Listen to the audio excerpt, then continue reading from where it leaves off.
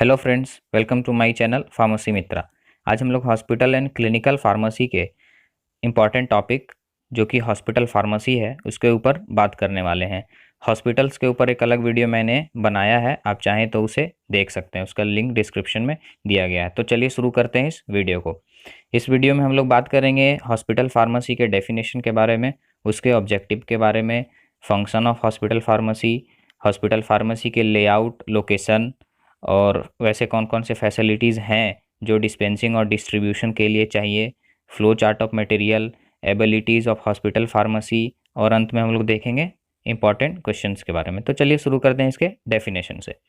साथियों, hospital pharmacy is a department जहां drugs को स्टोर किया जाता है, कंपाउंड किया जाता है, उनकी क्वालिटी को चेक किया जाता है, डिस्पेंस किया जाता है, मैन्युफैक्चर किया जाता है, पैक किया जाता है और डिस्ट्रीब्यूट किया जाता है to inpatients and outpatients by a skilled और लीगल क्वालिफाइड फार्मासिस्ट।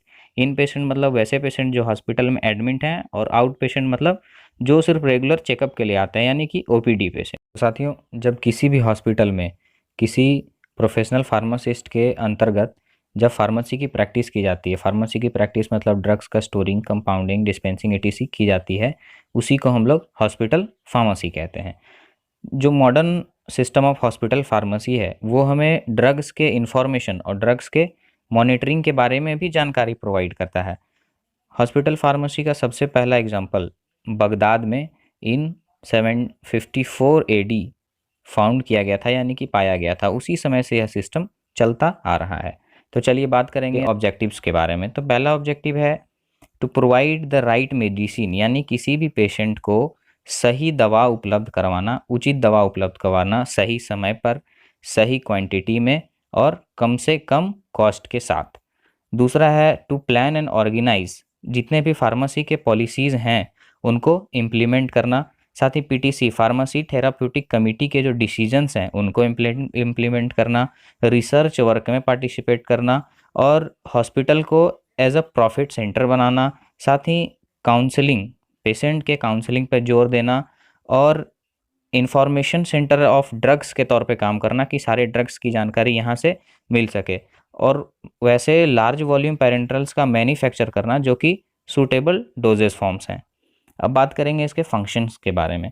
तो हॉस्पिटल फार्मेसी का मेन फंक्शन जो है वो है आपका पेशेंट केयर सिस्टम, यानी कि पेशेंट को ठीक करने का जो सिस्टम है उसमें दवा की डिस्पेंसिंग करना और पेशेंट को मॉनिटरिंग करना। साथ ही नारकोटिक्स मेडिसिन और फार्मास्यूटिकल प्रिपरेशंस को डिस्पेंस करना, यानी कि देना। रेडियो फार्मास्यूटिकल्स और अल्कोहल कंटेनिंग ड्रग्स को भी देना। सर्जिकल ड्रेसिंग और उससे रिलेटेड प्रोडक्ट्स को भी डिस्पेंस करना। मेडिसिन, ड्रग्स और लेवलिंग और पैकेजिंग ऑफ द कंटेनर्स भी। और profit centre of the hospitals. साथ ही maintaining record of drugs about उसके यूटिलाइजेशन और उसके डिस्ट्रीब्यूशन को लेके। आठवां जो है आपका इन्वेंट्री कंट्रोल, यानी कि उसके पास जितना एसेट है जैसे purchasing, book keeping, record keeping, ये सब चीज़ों को साथ ही मेंटेन करना।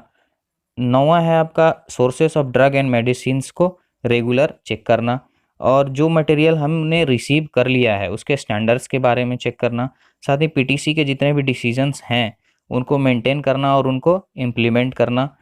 ड्रग्स के इंफॉर्मेशन को लगातार नए नए क्वेरीज से और काउंसलिंग सेंटर से उसके बारे में नई नई जानकारियाँ लेना और स्टेराइल और नॉन स्टेराइल प्रोडक्ट्स का मैन्युफैक्चरिंग और साथ ही उनकी चेकिंग भी करना। अगला है 14th पॉइंट जो आपका, वो भी बहुत ही इंपॉर्टेंट फंक्शन है। यह है आपका रिसर्च ड्यूटी से रिलेटेड, यानी कि हॉस्पिटल फार्मेसी जो है वो रिसर्च डिपार्टमेंट में कोऑपरेट करे ताकि पेशेंट केयर में लिए नए नई चीज़ों का इन्वेंशन हो सके।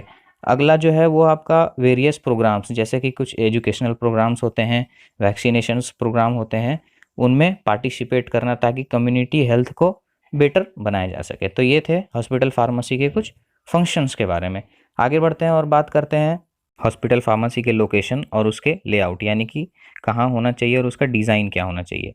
तो हॉस्पिटल फार्मेसी का जो डिपार्टमेंट है वो आपके ग्राउंड फ्लोर में होना चाहिए या फर्स्ट फ्लोर में होना चाहिए। साथ ही इन पेशेंट डिपार्टमेंट से दूर होना चाहिए। Out patient department, hospital library, drug information centre और मैन्युफैक्चरिंग यूनिट, ये सारी चीज़ों से अटैच होना चाहिए। और हॉस्पिटल फार्मेसी का जो स्पेस है वो कम से कम 250 स्क्वायर फीट होना चाहिए as per schedule N. Schedule N के ऊपर मैंने एक अलग वीडियो बना रखा है। और बेड कैपेसिटी के ऊपर सभी हॉस्पिटल्स को, यदि उस हॉस्पिटल में 100 बेड है तो पर बेड 10 स्क्वायर फीट का डायमेंशन होना चाहिए हॉस्पिटल फार्मेसी का। यदि 200 बेड का हॉस्पिटल है तो 6 से 8 स्क्वायर फीट डायमेंशन होना चाहिए हॉस्पिटल फार्मेसी का। नेक्स्ट है bed capacity of hospital, type of work और वर्कलोड के अनुसार वहाँ फार्मासिस्ट की ज़रूरत पड़ती है। तो यदि बेड हॉस्पिटल में 50 बेड हो तो 3 फार्मासिस्ट की ज़रूरत पड़ती है। यदि 100 हो तो 5 फार्मासिस्ट की। 200 बेड का हॉस्पिटल हो तो 8 फार्मासिस्ट की। 300 बेड का हो तो 10 फार्मासिस्ट की। और यदि हॉस्पिटल 500 बेड का हो तो उसमें 15 फार्मासिस्ट की ज़रूरत पड़ती है।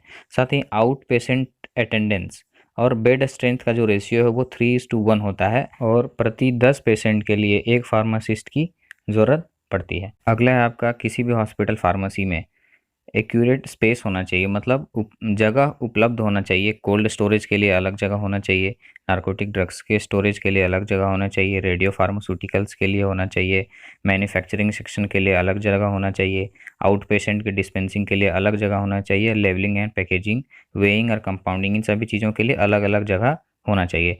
साथ ही पूरे फार्मेसी डिपार्टमेंट में एजुकेटिव पोस्टर्स लगे होने चाहिए, मतलब जिन पोस्टर्स को देख के कुछ जानने को मिले, कुछ इन्फॉर्मेटिव हैंगिंग्स लटके होने चाहिए वॉल्स पे। और उनके जो दीवार हैं और छत हैं वो क्लीन होना चाहिए। साथ ही फ्लोर जो है वो एसिड रेसिस्टेंट होना चाहिए और इसमें एक लाइट कलर का पेंट होना चाहिए, ज़्यादा डार्क कलर का पेंट नहीं होना चाहिए। और यदि हॉस्पिटल में मैन्युफैक्चरिंग सेक्शन खोला जाता है तो वो मेन फार्मेसी डिपार्टमेंट से अटैच होना चाहिए। अब बात करते हैं इसके लेआउट के बारे में। तो जैसा कि आप लेआउट देख रहे हैं, बस इसी तरह का यही सिंपल लेआउट है आपके हॉस्पिटल फार्मेसी का, जिसमें पार्ट ए जो आपका कंपाउंडिंग सेक्शन है जहाँ पे मैन्युफैक्चर होता है यानी कि दवाएं बनती हैं, और पार्ट 2 जो है वो आपका हॉस्पिटल फार्मेसी है जहाँ से हमें डिस्पेंस करना होता है, जिसमें आप जो विंडोज़ देख रहे हैं यानी W1 W2 ये सब आउट पेशेंट के डिस्पेंसिंग के लिए हैं। W3 जो है वो आपका इन पेशेंट्स के डिस्पेंसिंग के लिए है। विंडो 4 जो है आपका इमरजेंसी पेशेंट के डिस्पेंसिंग के लिए है। और विंडो 5 जो है वो आपका मैन्युफैक्चरिंग सेक्शन से मेडिसिन लेना या फिर मैन्युफैक्चरिंग सेक्शन को डिस्पेंस करने के लिए है। S1 जो है आपका स्टोरेज ऑफ रॉ मटेरियल है और S2 है storage of drugs and medicines जो कि यहाँ रखे होंगे। इसमें आप देख रहे हैं टेबल है, कवर है, रैक्स है। ये है आपका सिंपल लेआउट। बस इसी लेआउट का इस्तेमाल करके किसी भी हॉस्पिटल फार्मेसी को डिज़ाइन किया जाता है। आगे देखते हैं हम लोग कि what are the facilities and equipments, मतलब ऐसे कौन कौन से चीज़ें की ज़रूरत पड़ती है डिस्पेंसिंग और डिस्ट्रीब्यूशन में। जिसमें सबसे पहला आपका प्रिस्क्रिप्शन कैबिनेट यानी कि लिखने वाला जो कैबिनेट है, प्रिस्क्रिप्शन लिखने वाला कैबिनेट। दूसरा storage cabinet, working table, counter, cabinet for storage of mortar and pestle, refrigerator, oven, steriliser, keeping glass wares के लिए cabinet, office desk, filing cabinet, cupboard for journal and books, minimum windows for dispensing, fluorescent lamp, sink with adequate drainage facility यानी पानी की facility, narcotics के लिए अलग cupboard, light and water के लिए फैसिलिटी, सेल्फ या रैक, बुक केसेस, लॉकर्स और नोटिस बोर्ड्स। अब है वैसे फैसिलिटीज़ जो मैन्युफैक्चरिंग सेक्शन में होनी चाहिए। तो इसमें आपका कंटेनर्स फॉर मैन्युफैक्चरिंग, कंटेनर्स और क्लोजर्स यानी कि उनको लगाने का, बंद करने के लिए जो, और पैकेजिंग मटेरियल होना चाहिए।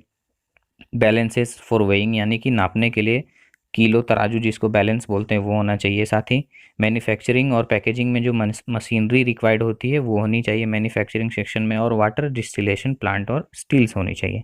अब है स्टेराइल प्रोडक्ट सेक्शन के लिए यूवी लैंप होने चाहिए, लैमिनर फ्लो होना चाहिए, बैक्टीरिया प्रूफ फिल्टर्स होने चाहिए और एसेप्टिक कैबिनेट्स होने चाहिए। अब आता है आपका रिक्वायरमेंट ऑफ फार्मासिस्ट और पर्सनल यानी कि एम्प्लॉयज़। तो जैसा हम पहले डिस्कस कर चुके हैं कि मैक्सिमम 10 पेशेंट के लिए एक फार्मासिस्ट होना ही चाहिए। और साथ ही जो 50 बेड के हॉस्पिटल्स होंगे उसमें 3 फार्मासिस्ट, 100 बेड के जो हॉस्पिटल होंगे उसमें 5 फार्मासिस्ट होंगे, 200 बेड के जो हॉस्पिटल होंगे उसमें 8 फार्मासिस्ट, 500 बेड के जो हॉस्पिटल होंगे वो उसमें कम से कम 15 फार्मासिस्ट होने ही चाहिए। साथ ही dispensing, distribution, drug store, manufacturing section, clinical pharmacy और drug information centre, quality control, इन सब चीज़ों के लिए अलग अलग फार्मासिस्ट अवेलेबल होना ही चाहिए। तो ये थे फैसिलिटीज़ और इक्विपमेंट्स।